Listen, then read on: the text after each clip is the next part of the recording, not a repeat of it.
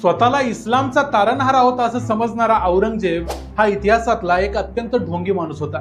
दक्षिणेत विजापूरची आदिलशाही संपवण्यासाठी त्याने जेव्हा विजापूरला घेराव घातला तेव्हा तिथल्या एक मुस्लिम उलेमांचं पथक औरंगजेबाला भेटायला गेलं। त्यांनी औरंगजेबाला विचारलं, तुम्ही एक मुस्लिम असून देखील दुसऱ्या मुस्लिम राज्यावर आक्रमण का करताय?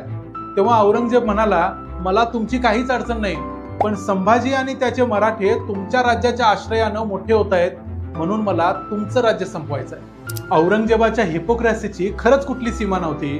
त्याला फक्त काहीतरी कारण पाहिजे होतं आणि ते त्याला मिळालं। त्यानं 1686 साली विजापूरची आदिलशाही संपवली आणि 1687 ला गोवळकोंड्याची कुतुबशाही।